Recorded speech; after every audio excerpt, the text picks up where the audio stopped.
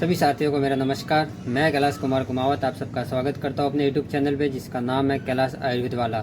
तो आज के मैं मेरे इस वीडियो में बात करूंगा योग प्रशिक्षण के विषय में, जिस पे दो मुद्दे रहेंगे। पहला मुद्दा रहेगा कि योग प्रशिक्षण वालों को जो अपना एप्लीकेशन फॉर्म है उसमें बोनस के लिए अप्लाई करना है या नहीं करना है, और दूसरा मुद्दा रहेगा कि बोनस वालों को कोर्ट केस में अपना नाम लिखवाना है या नहीं लिखवाना है, और जिन्होंने नाम लिखवा दिया है उनको भी अपना नाम उस केस में रखना चाहिए या वहाँ से विड्रॉ करना चाहिए।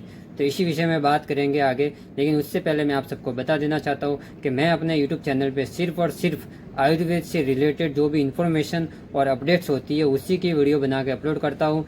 और वो भी मैं जैसे कोई अपडेट है मेरे पास आती है तो पहले मैं उसको अपने स्तर पे वेरीफाई करता हूँ, अगर वो सही है तो ही मैं आप लोगों तक वो बात पहुँचाता हूँ।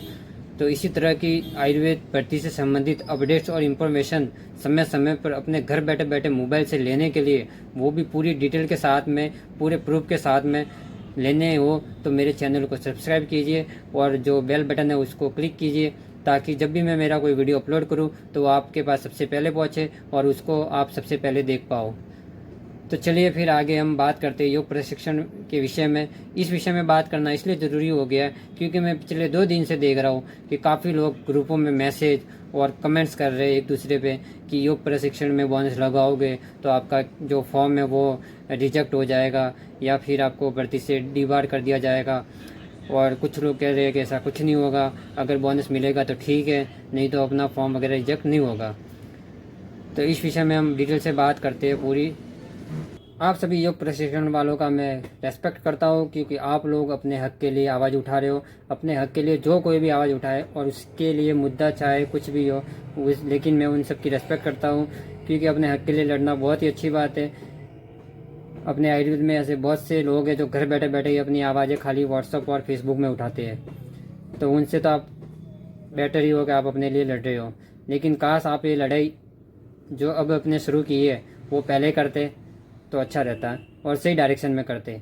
और बार बार जो आप में से कुछ लोग हैं जो बता रहे हैं हमको कि भाई जैसे सावरिया जी वगैरह का नाम ले रहे हैं या किसी का भी ले, उनको बोल रहे हैं कि भाई आप लोगों ने क्या किया, बोनस वालों के लिए, जो यूनिवर्सिटी वाले थे उनके लिए क्या किया, जो सीसीएस वाले थे उनके लिए क्या किया, उनको आप रोक नहीं पाए, उनको तो बोनस मिल गया, तो हमारे खिलाफ आप आवाज़ क्यों उठा रहे हो, हम भी बोनस के लिए मांग कर रहे हैं। तो भाइयों ऐसी बात है, सीधी बात, आपको यहाँ पे एक फ़र्क समझना चाहिए कि उनके भी जो यूनिवर्सिटी वाले होवे या सीसीएस वाले होवे या कोई भी होवे, उनको भी जब बोनस मिल रहा था तब उनका विरोध करने वाले भी वही लोग थे जो आज आप लोगों का विरोध कर रहे हैं। तो आप लोगों को समझना चाहिए इस बात को, वो सही और गलत का विरोध कर रहे हैं, वो आपका या उनका नहीं कर रहे हैं। तो यहाँ आपको एक फ़र्क समझना चाहिए। और दूसरी बात ये समझनी चाहिए कि आप लोग जो बोनस के लिए मांग कर रहे हो उसमें और यूनिवर्सिटी वाले और जो सीसीएस वाले उन बोनस मिला उनमें रात दिन का फ़र्क है। कैसे फ़र्क है, इसमें एक छोटी सी बात आपको समझ में नहीं आ रही है साहब, आप सबको शायद। वो ये बात है कि उन लोगों को बोनस मिलने के पक्ष में राजस्थान सरकार, आयुर्वेद विभाग, यूनिवर्सिटी सब शामिल थे, लेकिन आप लोगों को बोनस मिले इस बात में कोई एग्री नहीं है, ना यूनिवर्सिटी वाले, ना निदेशालय वाले, ना ही अपने राजस्थान सरकार। तो आपने भी जो 2021 वाली भर्ती है उसमें देखा ही होगा कि जिस बात के पक्ष में सरकार और विभाग है उनके पक्ष में ही वो ऑर्डर हुआ है, और जिनके खिलाफ है सरकार और विभाग तो वो हुआ ही नहीं है। तो आपको भी सबसे पहले यही कोशिश करनी चाहिए थी कि आपके जो नियम है इस योजना के उसको पहले चेंज करवाना था। जैसे पार्ट टाइम है तो उसको फुल टाइम करवाना था, ऐसे कुछ चेंज कराना था, पहले नियमों में चेंज करवाना था, फिर आपको ये लड़ाई अपने कोर्ट में ले जाके लड़नी चाहिए थी। लेकिन फिर भी जो हुआ उसका तो कुछ नहीं कर सकते। तो हम बात करेंगे आगे की। तो साथियों, योग प्रशिक्षण वालों को मैं 2 कैटेगरी में डिवाइड करूँगा। पहले तो सबसे पहली कैटेगरी वो है जिनके परसेंटेज इतने कम है कि उनका इस भर्ती में सिलेक्शन होना दूर दूर तक है ही नहीं। और दूसरी कैटेगरी वो लोग हैं जो कट ऑफ के आसपास हो सकते हैं या जो कट ऑफ फाइट करने वाले हैं। तो सबसे पहले तो उनकी बात करेंगे जिनके परसेंटेज बिल्कुल ही कम है, तो उनको तो कोई फ़र्क पड़ेगा नहीं, उनको तो कोई डर भी नहीं होगा क्योंकि वो तो उनका भी वैसे सिलेक्शन होने वाला नहीं है अगर बोनस नहीं मिला तो। और अगर कोर्ट केस करते और थोड़ी मेहनत करते हैं तो उनका शायद सिलेक्शन हो जाए अगर बोनस मिल गया तो। और दूसरी वो कैटेगरी है जिनका बिना बोनस के भी हो सकता है 2023 वाली भर्ती में। तो आप लोगों को विशेष रूप से ध्यान देना है कि जिनका बिना बोनस के भी हो सकता है, क्योंकि आपकी एक छोटी सी गलती से आप अपनी इस भर्ती से बाहर हो सकते हो। जैसे कि पिछली बार 2021 वाली भर्ती में ओबीसी वाले बाहर हुए और उसमें बाहर होने वाला मैं भी हूँ। मैंने वेरिफिकेशन के टाइम पे ये मुद्दा उठाया था और सब लोगों से इस बात की इंक्वायरी निकाली थी कि ओबीसी में जो मेरा कास्ट सर्टिफिकेट है वो मैंने नया दिया हुआ है। तो वो टाइम पे मुझे सब जितने भी अधिकारी हैं उनसे, यूनिवर्सिटी के, उनसे मुझे आश्वासन मिला था कि भाई अगर मेरा सिलेक्शन हो रहा है तो इस कास्ट सर्टिफिकेट की वजह से नहीं रुकेगा। लेकिन फिर क्या हुआ, जब प्रोविजनल लिस्ट आई तब मेरा नाम देखा तो उसमें मेरा नाम ही नहीं था। बाद में मैंने दूसरों के भी नाम देखे तो मालूम पड़ गया कि कास्ट सर्टिफिकेट की वजह से मैं बाहर हुआ हूँ। फिर हम वापस गए यूनिवर्सिटी।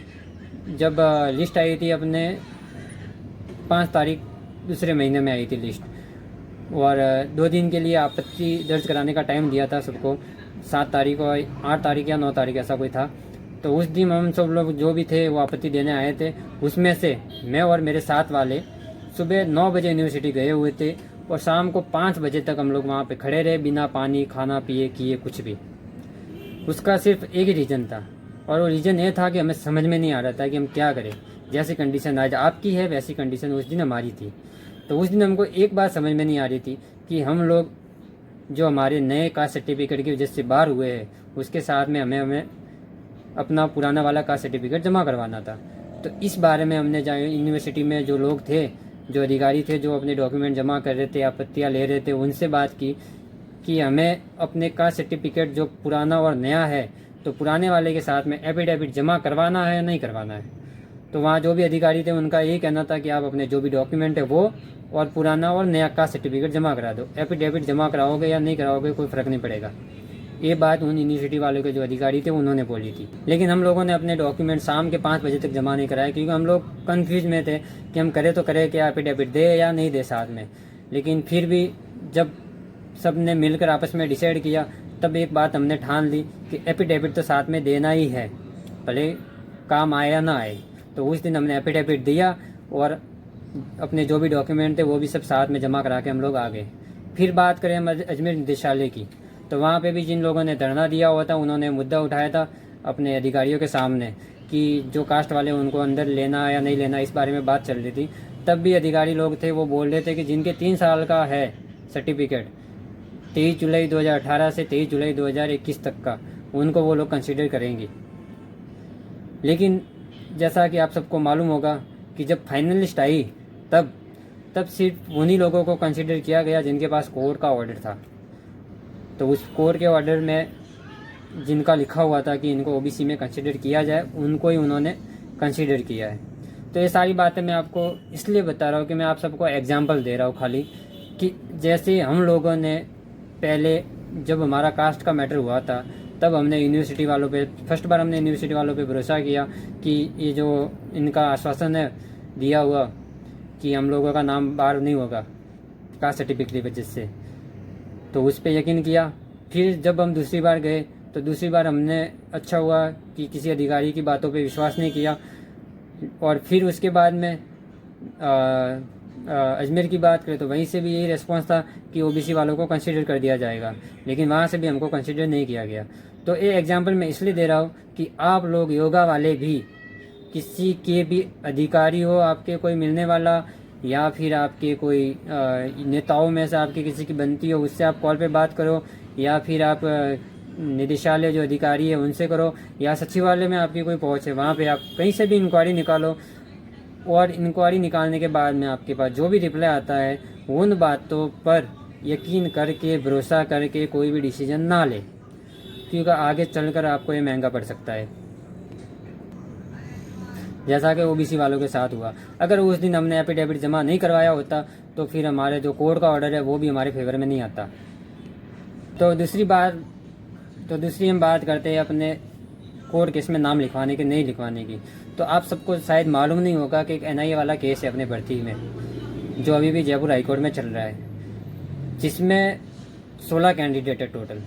उसमें से एक कैंडिडेट ऐसा है जिसका मैं नाम नहीं लूँगा, वो ईडब्ल्यूएस से है और उसने भी अपने उस एनआईए वाले केस के साथ में अपना नाम जुड़वा रखा था।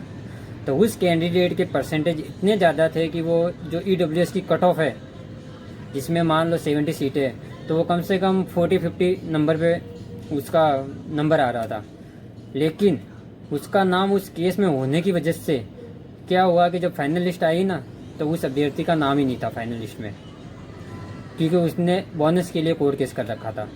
तो इस एग्जाम्पल से आपको समझना चाहिए, जिनके परसेंटेज इतने ज़्यादा है कि वो अपने कट ऑफ आएगी कैटेगरी वाली, उसमें वो फाइट कर लेंगे।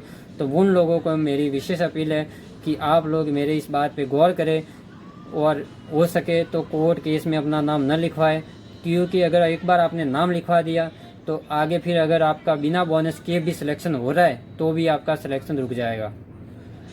फिर आपको वही, जैसे उस अभ्यर्थी की मैं बात कर रहा हूँ, उस अभ्यर्थी जब उसके साथ वालों की ज्वाइनिंग होगी, उसके 7 से 8 महीने बाद उसकी ज्वाइनिंग हुई है। वो भी ऐसे नहीं हुई, उसने लगातार सचिवालय, जो अपने उस टाइम पे मैडम थी विनीता श्रीवास्तव मैडम, उनके वहाँ जा के हफ्ते में 2 बार जा के बार बार अपील की कि उनकी जो परसेंटेज है वो उनकी EWS कैटेगरी से ज़्यादा है, उनसे कम परसेंटेज वाले उनकी कैटेगरी वाले नौकरी कर रहे हैं और वो घर पे बैठी हुई है।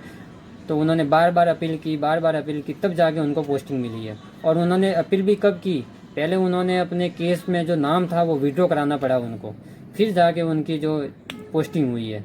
तो कहीं आप लोगों के साथ में भी ऐसा ना हो जाए, क्योंकि जो योगा वाले लगे हुए उसमें से बहुत से लोग मेरे या तो जूनियर है या सीनियर है या मेरे क्लासमेट भी है। उनके भी जब ये आप लोग केस करने वाले थे तब मेरे पास कॉल आए थे, उन्होंने मुझसे राय ली थी कि हमें क्या करना चाहिए। तो जिनके परसेंटेज ज़्यादा थे उनको तो मैंने साफ साफ मना बोल दिया था कि आप इस मैटर में ना पड़े, नहीं तो आगे चल के आपकी जो ज्वाइनिंग है वो उल्टा रुक भी सकती है। फिर आपको केस के लिए वीडियो कराने के लिए कोर्ट में एप्लीकेशन वगैरह लगानी पड़ेगी और प्रोसेसिंग में टाइम लगता है। और एक बार ज्वाइनिंग होगी तो ठीक है, नहीं हुई ना तो फिर 7-8 महीने तो लेट होता ही है, उसमें नुकसान अपना ही होता है। तो आप लोग जो भी जिनके भी परसेंटेज ज़्यादा है उनसे खास करके अपील है, आप इन सब में ना पड़े, आप सीधा फॉर्म भरें। और आपके अगर कट ऑफ के हिसाब से परसेंटेज बहुत ही ज़्यादा है तो आप लोगों को इस मैटर में नहीं पड़ना चाहिए। दूसरी बात करूँगा इस बारे में कि एप्लीकेशन फॉर्म में आप लोगों को बोनस के लिए अप्लाई करना चाहिए या नहीं करना चाहिए। तो सीधी सी बात है कि आगे जो भी इस बारे में हम अगर किसी से राय लें तो वो तो इतना काम आएगा नहीं, लेकिन हाँ, हम जो पीछे मैटर हुए उनको अपन ध्यान में रख के आगे डिसीजन ले सकते हैं।